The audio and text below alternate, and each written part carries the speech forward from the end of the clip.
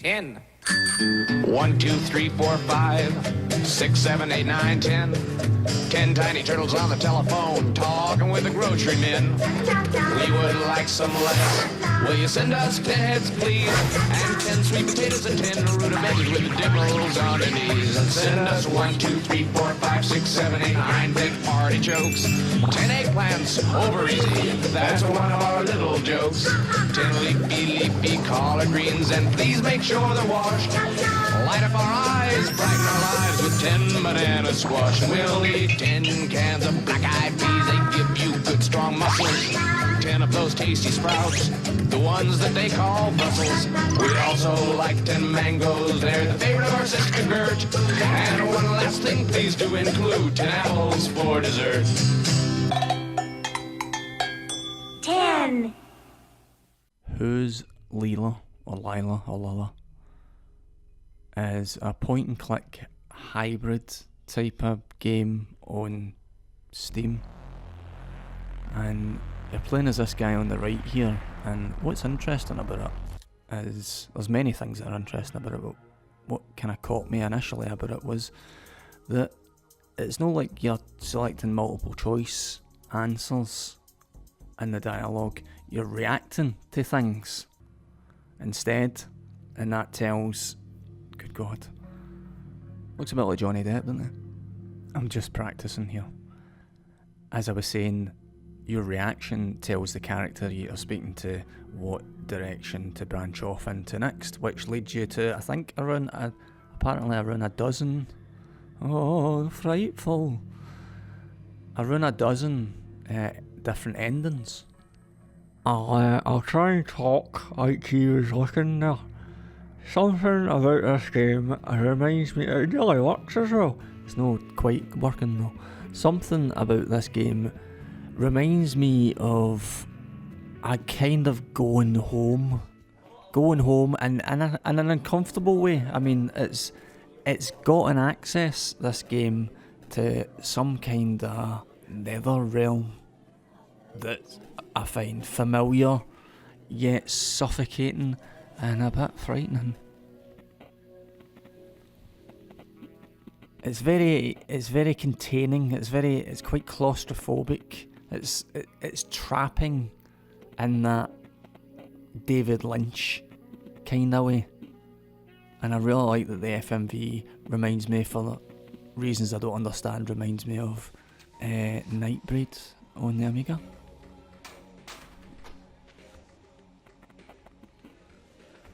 In the course of your investigating in Who's Lila, it does some cool stuff, like it will send you out of the game to investigate social media sites and have a look at documents and things like that. It's quite involving, but extremely atmospheric. Character also looks a bit like Sigourney Weaver, I've just realised. I really am incredibly impressed with the stylishness of the game, as much as it will be too impenetrably weird for some. I'm very taken with how unique it is, how it brings together its different things like found footage and things like that brings them in, and everything seems to come together and belong together. It's artistically very impressive, and it's also fucking weird, obviously, so you're going to want game FAQs open while you're playing it.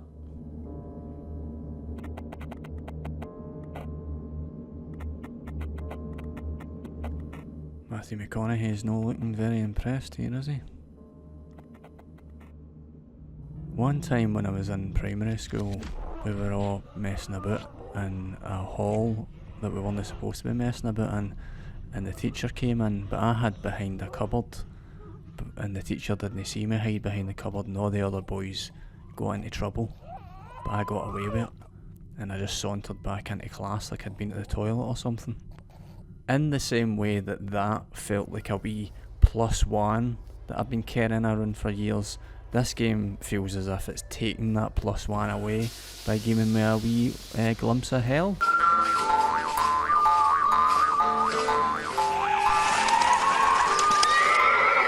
Hi there, and indeed yee-ha. Lethal Honor Order of the Apocalypse is a roguelite game that's upcoming on Steam, and it boasts a progression system that no other game has ever used before.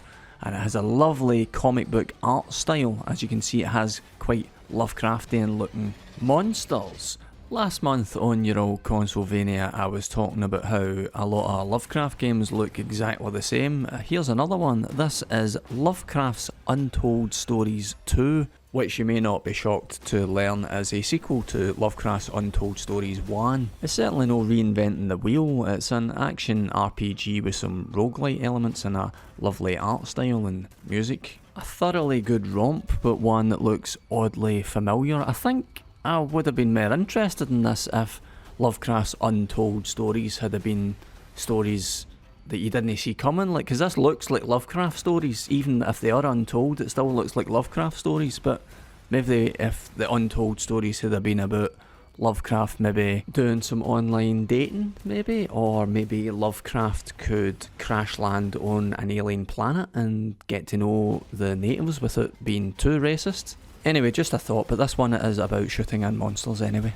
One Dreamer, this pixel art indie game about making an indie game, will be released very shortly on Steam, and it is pure gorge.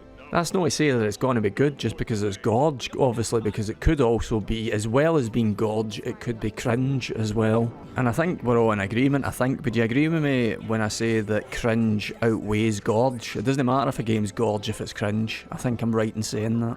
But it's going to have puzzles in it, and it's going to be emotional and stuff, so I'm undoubtedly going to play it. Amazingly, it was actually Robert that told me about this game. It's just looking so lush and gorge, but it could also be cringe. Because I'm reviewing a more modern, inverted commas, modern point-and-click adventure game this month, I was looking at old point-and-click games, and there's a lot of point-and-click adventure games that I haven't had much experience with because I'm notorious for getting stuck at them, but I do still come from the generation past now that really appreciates the art style, the amount of effort. Like when I see screens like the ones that you're looking at here, my immediate thought is, I'll bet you that took absolutely ages, which is something that you don't get so much with modern games these days. Undoubtedly they do take a lot of man-hours to create, but just these single screens, these single pieces of art, I look at these screens and I think someone had to sit for hours and hours and days, probably days and days,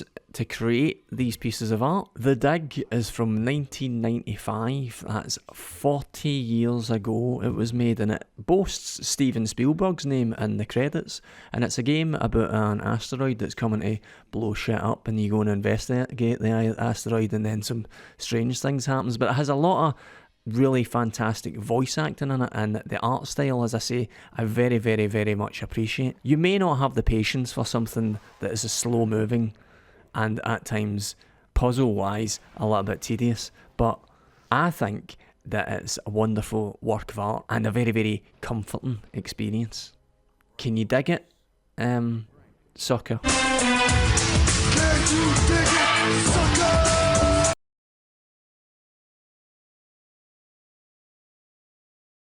Around the same time that I was playing Sam Barlow and Half Mermaid's Immortality, I was also listening to a podcast called Death of a Starlet, which is about the Playboy playmate Dorothy Stratton and about her murder in the early 80s. A tragic story.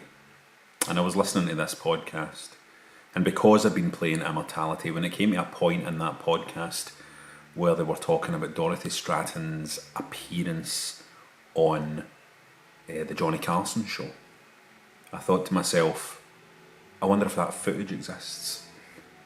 So I went on YouTube and I took a look, and there she was, Dorothy Stratton on Johnny Carson, not long before her death, and the footage fascinated me. One day this gentleman walked in with this gorgeous blonde, long fur coat, and I had him sitting at, waiting on him at the Dairy Queen, 2 little pigtails and a little red smock on, and I said, "Can I help you?" And he says, "What's your name?" good. And it happened from there. It's like something you would hear in a movie, right? The guy she's talking about there is the guy who murdered her, by the way. I was going back and forth through it, When I was asked if rewinding, rewatching it, rewinding, rewatching it. I couldn't. I had found her story so shocking and upsetting, and I hated the guy who had killed her so much that I was just looking for, I don't know what, some kind of wee bit of insight, some kind of reassurance, I don't know, but my behaviour, Immortality did this to me.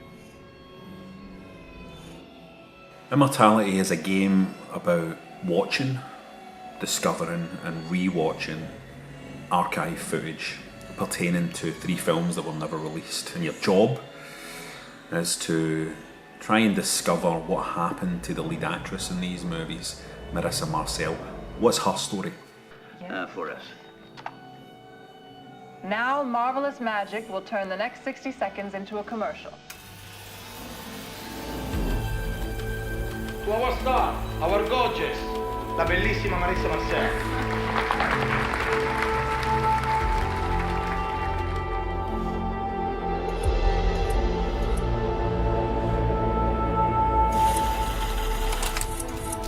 What is your name? Marissa Marcel. That's your job, or at least that's how it begins. You with one clip of footage and the expectation of a mystery and the willingness to explore. But Immortality is a lot more than that. The interactive movie has been attempted many times, but never like this. Whatever the dream of the interactive movie might be, this is it achieved. You know, this isn't some dumb choose your own adventure story, which is what many interactive movies turn out to be. FMV games usually turn out to be some kind of choose your own adventure branching narrative thing. We've seen it done so many times. Immortality is much more ambitious than that. The key thing is that this is a movie, a story that could only be told in this form. This form is what cradles it, it's what communicates it, and it's the thing that gives it fiery, crackling, shocking life. If you love film, you'll recognise the language that this game is speaking. Each archive clip is explored by pausing and interacting with some element of the scene. If you click on a cigarette in a character's hand, for example, you'll be taken to another cigarette in another hand in some other bit of archive footage, another movie, another time, another place. It is a game that plays with the recurring building blocks of cinematic language. As Prince once sang, there's joy in repetition. And repeat things you will. You're able to slide back and forth through the footage. You're able to really study the performers by doing that, watching them turn, move, back, forth, look away, look back at you, look away, look back at you. Little changes in expression. And it's this manipulation of time and image, which is really all that movie making is, that allows you to unlock the true magic, and I mean magic, of this experience. The human face. Immortality is an intimate experience where you look into a character's eyes and they look into yours. It's hypnotic, seductive, confrontational. When movie scenes cut and characters drop their performances and suddenly become natural and turn and look at you or laugh and smile at you or look sad and gaze at you, and all these little moments, all these little normal human moments, it cuts straight to the heart. Immortality is a big story, like a huge story about story itself, and it humanises creators, even as it puts their ugliness on display. I mean, in video games, characters don't look at us.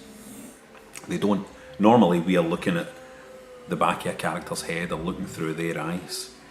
So it's genuinely powerful to be lying in your bed on a device that you use for play, and having so many people looking at you, turning and looking at you, looking into your eyes, and not just any people, incredible charismatic people gazing at you.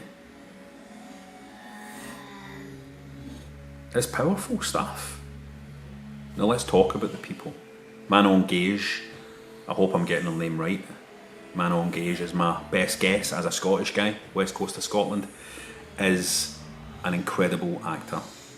And she carries this entire project on her back, because if her performance was not where it is, it would be difficult to sell this concept. But the acting performances are fantastic across the board, and that comes down to casting, it comes down to direction. I think this is the best cast I've ever seen assembled for a project like this. And we're not used to quality of this standard in the video game scene. We're just not. I mean, this is one of the most fresh things about Immortality, is that we have incredible performances across the board. Actors we are surely going to be hearing a lot more about down the line, and they carry this big concept. This is a big high concept story, and they are fully committed to it. They are completely captivating with their performances, and they are the people who make you want to dig further into the mystery. You know, you really grow to love some of these characters, and I've enjoyed talking to others who have played the game already, who have experienced this already, and say, who was your favourite, who did you love? And everybody has, you know, somebody different that they're interested in. The story isn't just about Marissa Marcel. There are so many little bits of story to unpick and unlock, and you want to know a little bit more about this person, a little bit more about that person. And this game allows you to do that, because there is just so much archive footage to discover, so many little dynamics to find out about, so many little tragedies to unwrap. The actors just, they play a blinder in this. Now, full disclosure, I read the script of this game before I played it. Sam Barlow sent me the script to take a look at some time ago, and when it arrived, it was, you know, a massive document, and I was like, whoa, this is going to take some time to look at. And eventually, when I did get the time to have a proper look, I was just mystified. I loved what I was reading, but I had no way of processing it, no way of understanding how it was all going to come together. It was definitely fascinating, definitely interesting, looked really powerful, looked really interesting. The different settings really sang. Great dialogue, great little moments in there, but for somebody like me who, you know, I'm not inside Sam Barlow's head, I just had no idea how this was all going to come together into a complete work of art. My God, this came together into a complete fucking work of art. It's quite difficult to talk about this game without spoiling the story, without spoiling the surprises within, and there are surprises within. I mean, there really are surprises within. I was playing it in my bed beside my wife, playing it on the Steam Deck, which, by the way, is an amazing way to play it if you have a Steam Deck, because it feels so intimate holding it in your hands like that. You're not sitting at a desktop. It's a beautiful way to play it, handheld like that. And I was playing it in my bed at night, and something happened as I was playing this game that made me do this. Now, I can't remember the last time I made that noise, watching a movie, doing anything, opening a cupboard door to see a giant spider. No, even then. I made this noise, which made my wife turn. I gasped playing this game. I gasped in fright. I got a fright in my bed. And sometimes I So, look at my there's stuff I don't she want to watches spoil. everything on streaming services. And all that stuff on streaming services is all curated. It's a very small sample of the history of film. It's going to be difficult for her to discover. I really miss old stuff, seeing film stars' faces. strange stuff.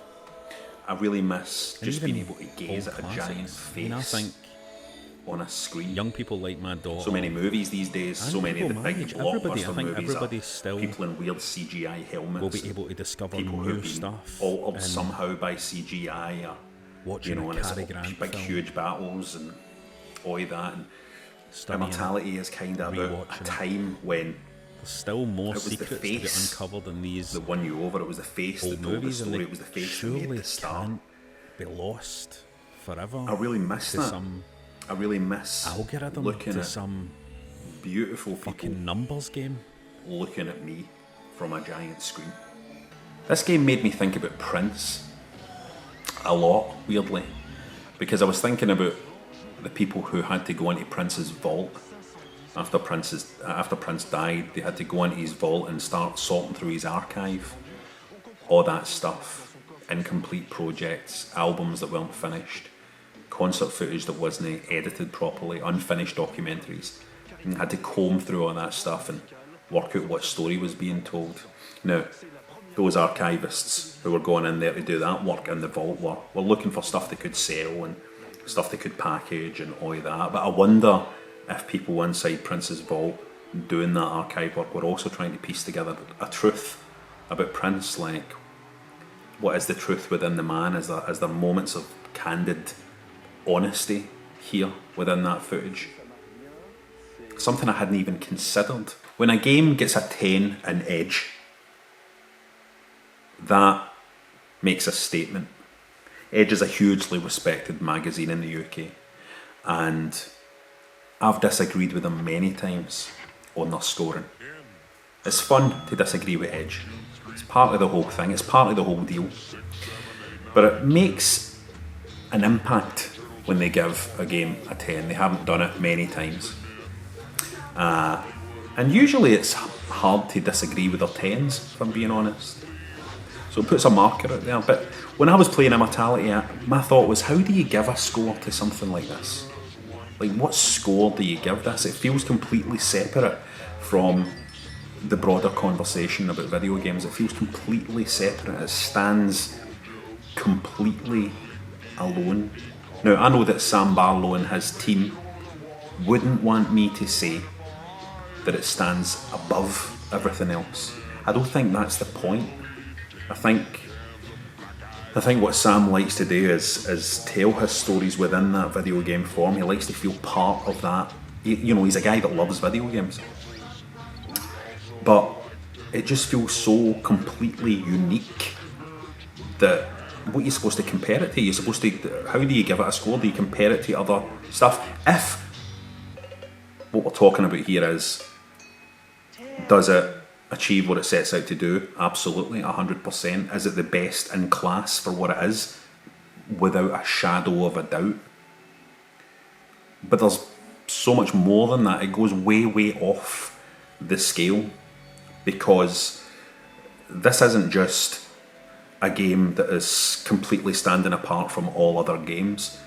This is one of the best films I've ever seen. There was a thing we used to say back in the good old bad old days of video game discourse, and it was, where is our Citizen Kane? Where is video games Citizen Kane? It was something that never made any sense, really, because you're talking about it's different worlds. But if you were wanting to have a wee bit of fun with that statement, where is video games Citizen Kane? This is it. Because it is still very much a game in its mechanics and how you interact with it and how the game feeds back information to you. It's absolutely 100% a game. In fact, like I said earlier, you could not tell this story as powerfully as it's told here if it was not in this form, where you're discovering it by playing and interacting with all the elements that are in front of you. So maybe this is, you could say, finally, our Citizen Kane. The performances are there, the story is there, the writing is there, the production is there. My God, we've got a team that have came together to make something special, and it feels like such a landmark release, such a mind-blowing landmark video game stroke film. But it's almost as if they set out to make the Citizen Kane games. It really has that amount of passion within it. Do remember that Citizen Kane wasn't some po-faced attempt at making let's make a powerful art house film that will be studied in universities and film schools for decades. That wasn't what it was. It was a playful director who wanted to make something challenging and confrontational and adventurous in how it was constructed. So yeah, fuck it, man. It's our Citizen Kane. It's here at last. Because as tragic and as scary and as dark and as beautiful as this Immortality is, it's also playful. It is a thing of play, even though it is a thing of great artistry, and I mean great artistry. It's also really playful, because great art is playful. You know, I don't know how you make great art without that sense of playfulness. I know that a lot of art comes from struggle, right? But I think the foundations of art are in play. I think that's in there, even if struggle is there in the moment. I think at the core there has to be a playfulness, and you feel that in this. This is a very erotic experience as well. I mean, it's definitely an adult experience, this, and it's an erotic experience, and no erotic in the places that you might think. The eroticism comes from gazes and looks and little moments, little touches. There are titillating moments in it as well, but they are handled well and they make a point.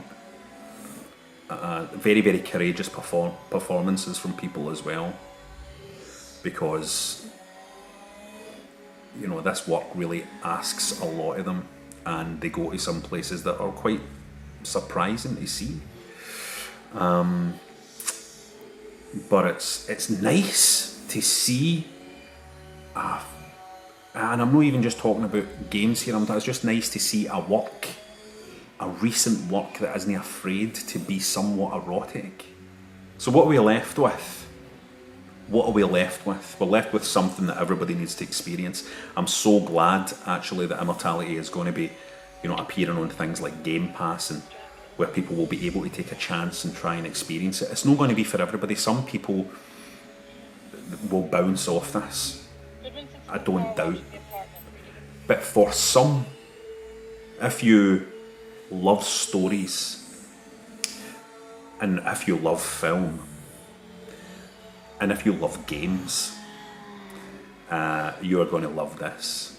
You are going to see a collaboration between extremely talented people.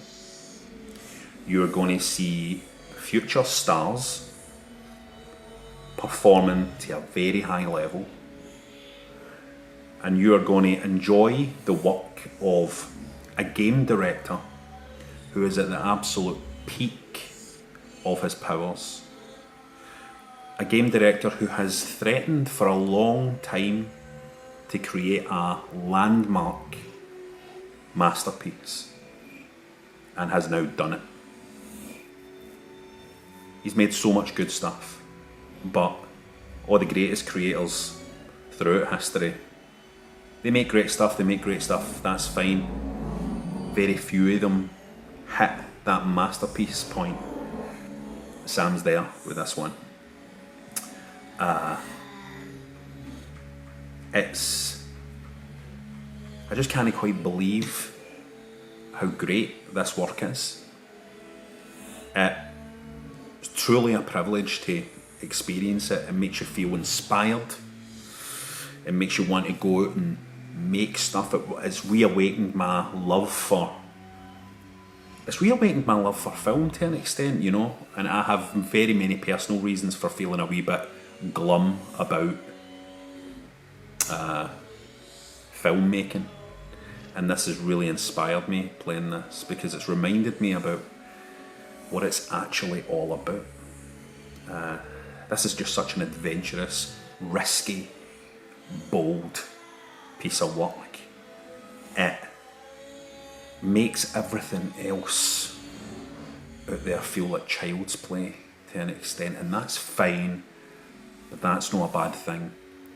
I can't recommend it enough. It's one of the greatest things I've ever played. One of my favourite films, one of the best films I've ever seen. I would love Sam to direct a film. He's clearly a brilliant director of performers, and a great storyteller. And how can he top this? How do you top something like this? And that Edge 10, I disagree. Sorry, Edge, I disagree again. If anything, that 10 is too fucking low.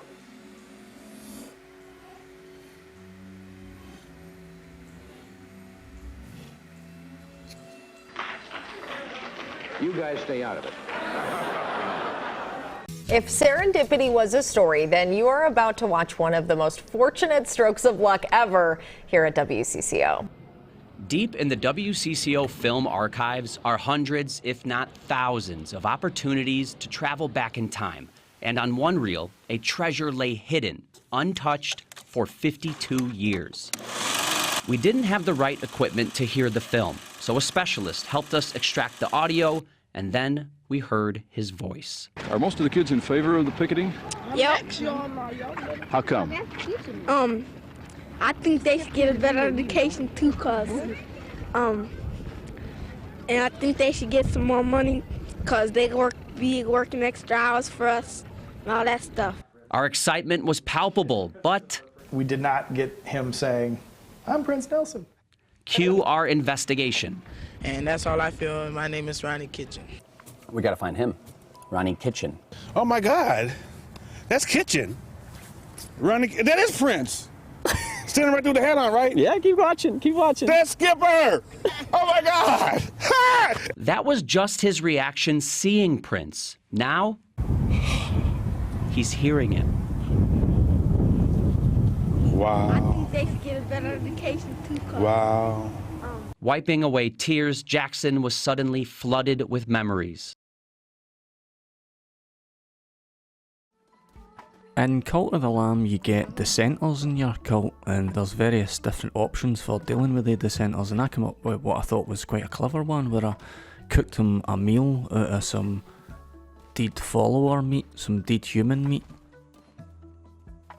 and it made him sick, and he died as well, and I felt nothing. Because that's just how you have to deal with dissent when it comes to building a cult. Cult of the Lamb is the one who waits. Now he's important because he's the man who you're attempting to resurrect. He is basically working through you, you're the wee lamb. Oh, waited years for that. Oh, it feels so good, Cult of Consolevania.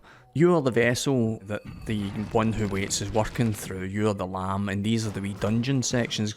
Cult of the Lamb is basically a combination of dungeon, roguelite type gameplay, and farming, town maintenance, what do you call them? Micro SimCity farming sections. You know what I'm talking about. If you don't know, I'll show you in a minute. That's me recruiting somebody. Every time you defeat like a large boss, there's usually someone that you can recruit into the cult. You can also get recruits by stumbling across them, and there's also actually a creepy vendor that you can buy followers off of. He's got them bound. He's a big spider and he's got them bound to something. It's horrible. There's lots of wee horrible touches in this game. It's actually incredibly well stocked up when it comes to horrible wee touches. It's just a beautiful, fun soundtrack that this game has. One of the best soundtracks I think I might have ever heard for a game. I'm saying this as I'm burying my dead. As well as having one of the best soundtracks I've heard in years and looking absolutely gorgeous and being such a brilliant marriage of the dungeon sections and the farming sections. Farming? Above all the brilliant components that comprise this game, what it does exceptionally well is it sucks you in, because there's always something to do, but there's always something to do in not a very overwhelming way. It unpacks itself in what feels like a very natural way. You find just what I found myself discovering things just as you want to discover them. You never really feel overwhelmed, although there is a difficulty slider, so you could probably ramp it up to insanity if you want to. But I was content to just let the game show me what it wanted to show me, when it wanted to show me it. And I was very, very impressed with what it had to show me. That's me collecting, effectively, the faith of the followers of the cult. Here's a fishing section as well. It's basically got it all, this game. It's basically got it all. What I really, really enjoyed about Cult of the Lamb was how it combines things. How it combines that dungeon game with a farming game, but how it also combines the cutesy wee art style with the genuinely dark stuff that happens in the game. In the Cult of Consolevania, when a follower is sacrificed, the remaining followers actually become more faithful. They actually watch their pal being squeezed to death by that big Lovecraftian arm and they go, this is the place for me, this is the place to be. They're like, team! It's a surprisingly dense game, Cult of the Lamb. Surprising amount of skill trees and progression and mini games and stuff like that. It really is action packed, and I'll say again, I'm really, really pleased I didn't know anything about it going in, because I was delighted. This is Donk Bonk, this guy that I'm talking to here. He was one of my earliest recruits and he went on to become one of my favourites actually, Donk Bonk did. You can rename and customise all your followers. It means you've got that cannon fodder heartbreak where everybody is gonna die, but it also means that you get the unique wee storylines developing in your own playthrough. This game's fucking good. As well as being thoroughly enjoyable to play and artistically so precise, it's so pitch perfect, the game. It's so pitch perfect. Check these eldritch looking assholes. I'm gonna kill you all. I'm gonna kill you all. The lamb will bring the slaughter. Oh, look at his cute eyes. Look at his big cute eyes. Over the last month, I've been having some summer holidays. Summer holiday time. I've found myself travelling about a fair bit, spending time with friends, wild camping and swimming and socialising. I can't show you the faces of any of the friends I've been spending time with though, obviously, because it's too embarrassing to ask their permission.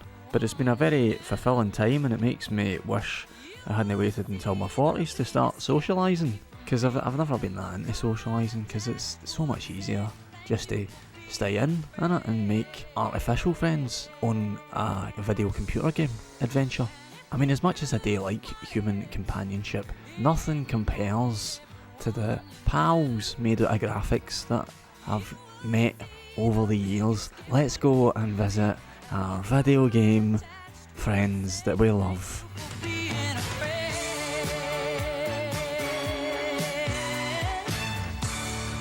Me and this wee guy had actually met before. I played Final Fantasy IX and rekindled a friendship in Final Fantasy IX, but we also already knew each other because he used to buzz glue up Springburn Park with one of my cousins. They call him Spooky John up in Springburn. So his name's John, but they got his nickname Spooky John, and that's actually how he dresses all the time. I think that's how he maybe got the job in Final Fantasy IX, because he just turned up for the audition and they were like, he was just wearing his normal gear and they were like, spot on, can you cast any spells? But he can't. I was going to include this horse for Shadow of the Colossus in my list of video game pals, but I can't mind what his name is. Abro! Abro! Abro! Abro! Abro! Abro! Abro! Abro! Abro! Abro!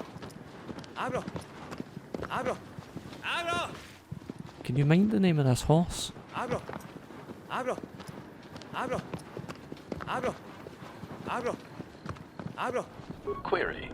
Don't I? I was under the assumption that organic meat bags such as yourself enjoyed such forms of address. Sometimes I think HK-47 for Knights of the Old Republic might actually be one of the best friends that I've ever had. And all he did was abuse me, I think.